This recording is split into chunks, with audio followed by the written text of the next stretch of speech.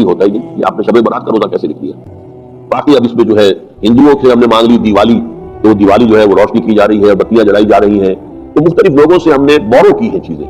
अब इसमें जो है रोशनियां की जा रही हैं, ये दिवाली का गोया कि हमने तोड़ फराम किया है या उसकी नकल हम कर रहे हैं, ये चीजें नहीं। अलबत्ता नमाज रात की इबादत तो हर रात में बहुत आला है। कि शब बारात के बारे में, यानी 14 और 15 की दरमियानी रात, जिसे हम 15वीं रात कहते हैं शाबान की, जो क्लेम किया जा रहा है ना कि इस रात में तकदीर के फैसले होते हैं, रिस्क लिख दिया जाता है, किसने मरना है, किसने पैदा होना है, ये सारी बातें लिख दी जाती हैं।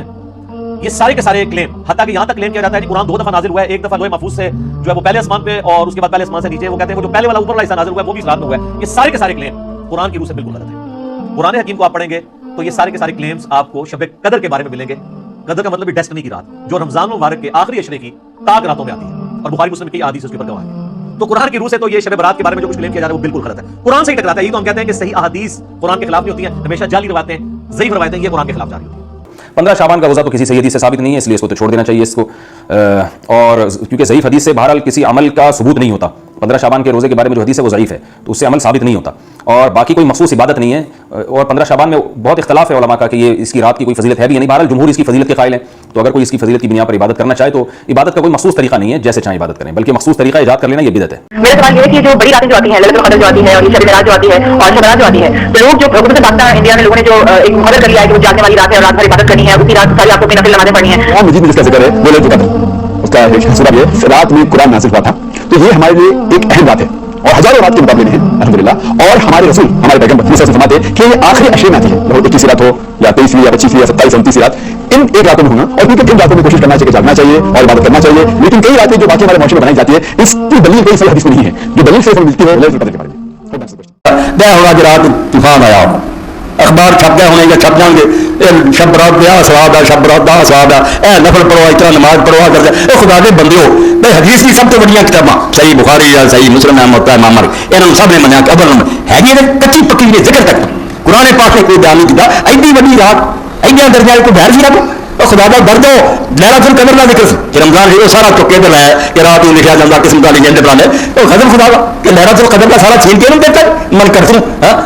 15 शाबान को हमारे आम तौर पर ये लोग ख्याल करते हैं कि ये कोई बड़ी मुकद्दस रात है, और बाद लोग कुरान मजीद की एक आयत को भी उससे मुतल्लक़ करते हैं, लेकिन ना कुरान मजीद में इसका कोई जिक्र है। कुरान मजीद में जिस रात का जिक्र है वो लैलतुल क़द्र है, और कुरान मजीद ने अपने बारे में भी ये कहा है कि वो उसी रात में नाजिल होना शुरू हुआ।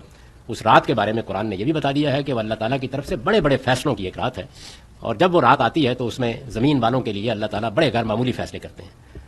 हर साल आती है या 10 साल बाद आती है या हज़ारों साल बाद आती है, कुछ नहीं कहा जा सकता, लेकिन लैलतुल क़द्र या वो रात है कि जो आई थी और उस रात में कुरान का नुज़ूल शुरू हुआ था। ये बात अल्लाह ताला ने बताई है। बारात का बड़ा सिंपल कॉन्सेप्ट है जी। इससे पहले थोड़ा सा आपको कॉन्सेप्ट क्लियर कर दूं कि there is a master plan with God, और मास्टर प्लान जो है उसको हम लोहे महफूज कहते हैं। बिफोर क्रिएटिंग आर्ट सिकाइज ये वो, जैसे कोई भी इंजीनियर इमारत बनाने से पहले एक मास्टर प्लान तैयार करता है, तो लोहे महफूज कहते हैं मास्टर प्लान को। तो जब उसको स्टार्ट दिया गया तो अल्लाह ने कहा कुन फयाकुन, मैंने उसने कहा चलो master plan started off and things started off. तो उसके जो ऑर्डर्स हैं वो बाई कैटेगरी उतरते हैं, बाई टेम्पोरल कैटेगरीज उतरते हैं। फॉर एग्जाम्पल जो मलाइका जमीन बनाने पे मुतमक्किन होंगे उन्हें 1 बिलियन ईयर्स की स्कीम दे दी, 5 बिलियन ईयर्स की स्कीम, तो within 5 billion years you have to make this earth, और इसमें ये चीजें रखनी।